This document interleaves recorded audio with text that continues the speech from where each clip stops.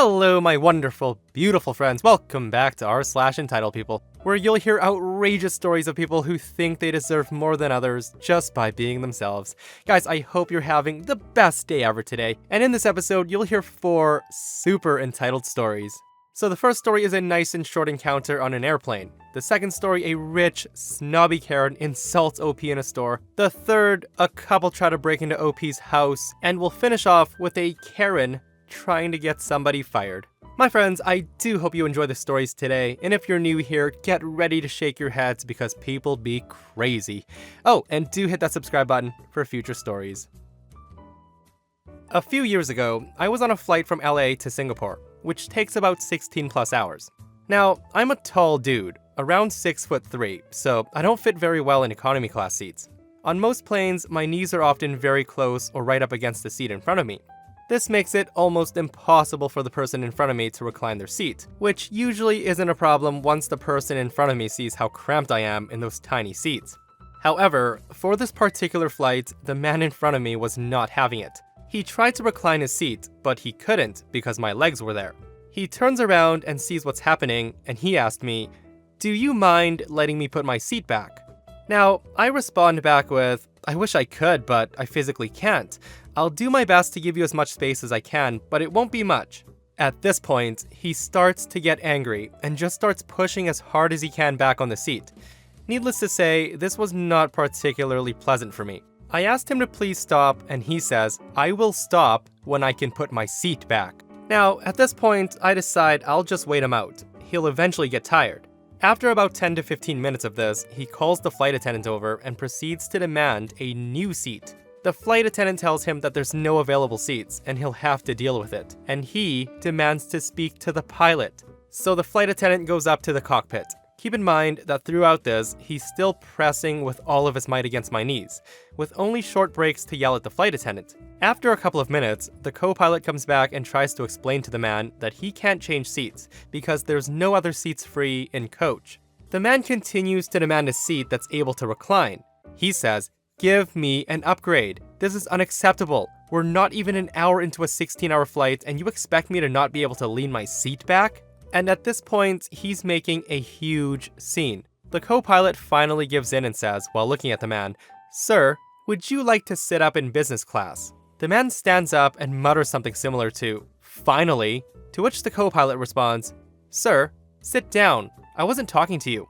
He then turns to me and repeats, "How would you like a seat in business class?" I have, to this day, never seen someone as furious as the man was, as I walked past him to my new business class seat, with free drinks. 16 hours of not being able to recline your seat back would be pretty annoying, so I kind of understand the man's frustration. But doing something as childish as pushing your seat back to get someone who clearly can't move their legs to move their legs, OP definitely deserved that upgrade. Backstory. When I first met the man who became my husband, we were not well off. He moved across the country to come live with me and not had a penny to his name. He proposed to me without a ring, which I was perfectly okay with since it was incredibly romantic. And he promised when he was better off financially that he would buy a ring that I wanted. A while after our engagement, the day came where he surprised me by taking me to a jewelry store. He had saved up $5,000 plus a little extra if needed. He told me to go nuts. It was so fun and so romantic. I tried on dozens of rings, diamonds, platinum bands, lesser gemstones, etc. Then I saw the steel and titanium rings. They were originally designed for grooms, not the brides. Now, I had never been a big diamond fan, and I preferred simple flat rings to mounted stones. I ended up falling in love with a super simple black titanium ring with angled grooves. It was gorgeous. It was exactly what I wanted. And best of all, they were cheap, about $200. Husband liked them too, so much that we got him a matching band. We decided to use them both as the engagement ring and the actual wedding ring. I got a surprise when they arrived to find that my husband had requested engraving on the inside of mine. It said, "My precious," as I'm a huge Lord of the Rings fan. So, the story. This took place 7 years after I got married. I worked at a chain sandwich shop, where we assembled the sandwiches in front of the customer. My store was next to a yoga studio, CrossFit training, and a plastic surgeon's office, so we got our fair share of Karens and the holier-than-thou rich people. It wasn't uncommon for somebody to drive up in a $100,000 sports car, toting a Prada bag and sunglasses that cost more than my rent. They almost always seem to come in and order the most picky and complicated subs, then complained about the price. Now, we were quite used to these kind of people, but this lady took the cake. Enter the entitled Karen and her bratty teenage daughter. They proceeded to order the most unusual and complicated sub, asking a ton of questions about the nutritional value of every item. To assemble the food, we wear clear plastic gloves. Because my ring is flush to my hand and won't rip the gloves, I was allowed to wear it while at work. So while assembling this woman's sandwich, her teenage daughter notices my ring and says, "Oh, that's cute. Is that a promise ring?" I told her, "No, actually, that's my wedding ring." Karen, scoffing loudly, says, "Huh, are you serious?" I told her, "Yeah, it's both my engagement ring and my wedding ring. It has been for many years." Karen looks at me dead in the eyes and says, "You have a cheap husband. You deserve more than this." Now, I balked at her comment but tried to remain professional and said, "That may be your opinion, ma'am, but I happen to like this ring. I picked it out myself." Karen then says, "Then you have terrible taste in jewelry." She then turns to her daughter and says, "If your father had given me a ring that ugly, I would have left him on the spot. Make sure your future husband gets you a ring that at least has diamonds in it, not some metal toy." I was floored. Usually, I get tons of compliments about my ring, and I never expected somebody to insult it, let alone straight to my face. I was so flabbergasted and upset that I couldn't even continue working on her food. I excused myself and then went to the back and told my coworker to finish them up for me. I couldn't even stand to be around them. When I told my manager the whole story, he almost did not believe me. We had to watch the security footage to prove that it actually happened. I never saw that woman again, and I'm glad she didn't come back. I still shake with rage every time I recount this story. I still have that ring on my hand today, and to me, it's the most beautiful, wonderful ring that I could ever hope for. I love my husband very much. He's the best thing that's ever happened to me, and that matters far more than any jewelry. My friends, I agree with OP 100%. Love should not be measured by the size of the diamond on your finger or how expensive your ring is. OP sounds much happier in her relationship than Karen is. You want to know why? Because people who are happy with themselves and are happy with their lives usually do not go out of their way to make others feel like crap and put them down. Misery truly, truly loves company. So my neighbors are Airbnb-ing out their home while they're in Europe, and it's been a pretty problem-free experience until today. Yesterday, I was studying at home. I saw a car pull up in front of my neighbor's house. A couple exited and immediately went up to the front door to knock. As time passed and no one answered, they started to explore the property, presumably searching for someone. Unfortunately for them, no one was home, and this is where things start to get interesting. The man, growing increasingly agitated, decided that the sensible thing to do in this situation was to climb over a fence into my neighbor's backyard. As I watched, perplexed by this decision-making, I saw him wandering around. He was knocking on and then trying to forcibly open the back door. It was a rather amusing sight. That is, until he gave up and decided that the next thing he'd like to do was to climb the fence from my neighbor's backyard into mine. Oh no. So at the moment, our landlord is building an extension to the house, and immediately I'm worried that the man might accidentally injure himself on the construction site. I rush out to speak to him, and what I'm met with is an out-of-breath, red-faced man and woman, rapidly descending down my driveway towards me. Knowing a little about my neighbor's arrangement, I initially try to help, saying, "Hi, are you guests at the neighbor's Airbnb? The check-in isn't until 3 p.m., and I don't think you'll find anyone there at the moment." The lady, now upon me, was unhappy after hearing this, and she says, "You need to let us in the house." Now, I'm taken aback and said, "I'm sorry? I'm not your Airbnb host, I just live next door. You should get in touch with the neighbor, as they'll be able to help." So ignoring the perfectly rational advice I've given him, the lady starts turning a deep shade of red, her partner silently glaring at me, and his face beginning to contort with anger. She said, "They told us that we could check in at 10 a.m. I told him, "You should really contact your host. As I've said, I'm just the neighbor."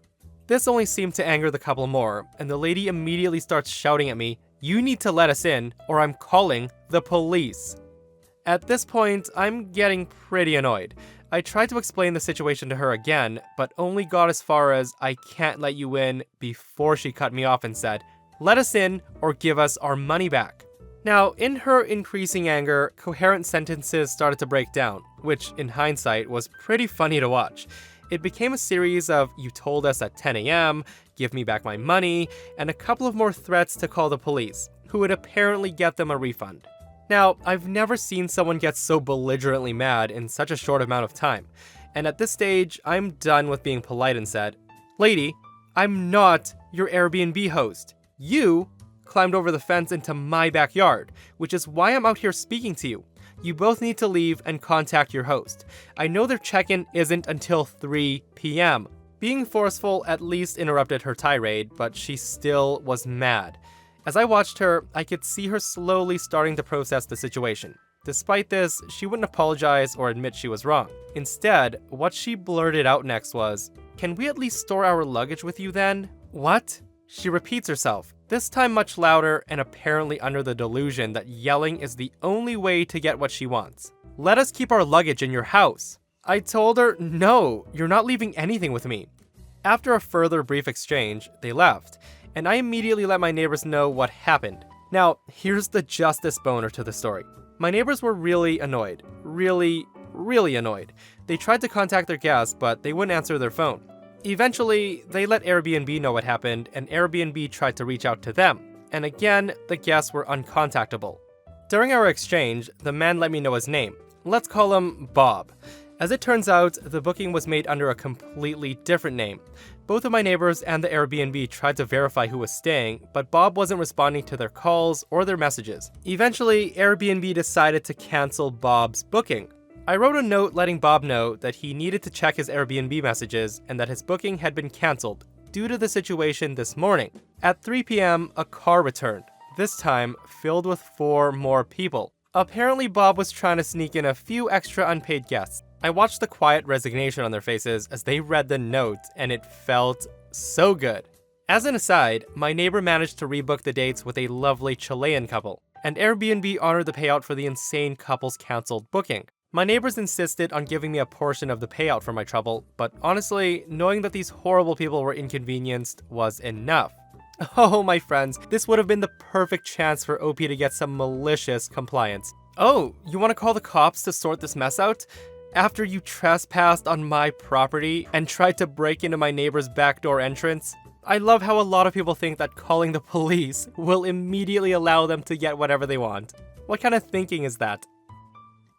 So, quick background. I live close enough with my mother that we do this CrossFit class together every Saturday. It's fun and we bond. The class is an hour long, and at the beginning, we grab mats and weights. You have to be pretty early to this class because it's popular, and me and my mom grab spots in the back. The class fills up and all the regulars take their spots. There isn't much room, but there is space in the front. For the first half hour, everything's going well, and then this lady comes in. She walks to the center of the room and stares at us, and then goes and grabs a mat. I head over to a station on the TRX. If you don't know what a TRX is, it's basically a rope that you attach to the wall and do different exercises with. And I begin my set. When I come back, I see this lady has pushed my mat into my weights and has made herself a spot. My mom's livid, but I wave her off. Now, don't get me wrong. I'm annoyed, but it happens, and I continue the class. 5 minutes later, our instructor gives us the next set of workouts. I finish my workout on the mat and see that there's a free TRX station. As I'm pushing through a set, someone taps my shoulder. It's this lady. She says, "You finished 10. I counted. Stop hogging." Now, first of all, I did not, and secondly, our instructor has us go through the sets twice in a round, so I was planning to go through twice. And thirdly, there was a free one right next to me. I point out the free one, and she rolls her eyes and says something snarky about how I wasn't being mindful of customers. She then demands that I show her how we're doing the workout. I kind of show her my form, and then Mike the trainer comes by. She smugly looks at me and says, "Good, someone's doing their job around here." I just shrug it off and try to finish my set in peace. I go back to my workout and don't have anything with her until the end of class. At the end, our instructor hands out wipes for us to clean the mats before we return them. My mom was returning the weights while I was wiping down our mats. I'm on my hands and knees wiping my mat down when there's a mat thrown at me and lands right on top of me. I look up and it's this woman again. She's kind of smugly looking down at me. She throws down her wipe and begins to walk away. I get up with her mat and hand it back to her saying, "Excuse me, that's not where you put them." She says, What? You're cleaning them. You need to clean mine. I told her, oh, well, I'm just cleaning hers, pointing to my mom, and mine. And this lady says, what makes her special?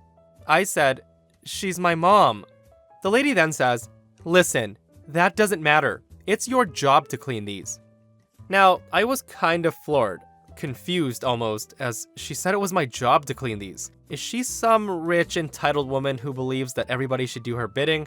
I then pick up my mat and my mom's mat and said, clean your own mat. Leave me alone. She then begins screaming the instructor's name, and he comes up with my mom right behind him. He can tell from my face that I'm annoyed, and he asked, what's going on? The lady says, she is refusing to clean my mat and spent the whole lesson ignoring me. Mike, who at this point understands my annoyance, says, I can clean your mat. I should also tell you that we don't clean mats in the future. At this point, the lady huffs out and marches down the stairs. I think that's the end of it until my mother and I go down and see this woman screaming at the front desk. She sees me, points at me and says, this one, get this one fired. The front desk guy is a pretty innocent kid, probably in high school, and he says, she doesn't work here. At this point, her face is as red as it gets. She screams and then walks out, and my mom made us wait a good while inside until she left the parking lot. Probably for the best. I have no idea how OP managed to stay so calm and composed, especially when the woman drops the workout mat on her while she was cleaning her mother's mat. I also hate the fact that she referred to OP as this one. Get this one fired. Yeah, no, that's some mad disrespect there, ma'am. Guys, we survived another one. If you guys enjoyed the stories today, do hit that thumbs up. And if you missed the last episode of r/EntitledPeople, a family repeatedly breaks into OP's backyard to skinny dip and have backyard pool parties. If you haven't heard the story, click here to check it out because it's a super satisfying one. And I'll see you guys in the next one. I love you.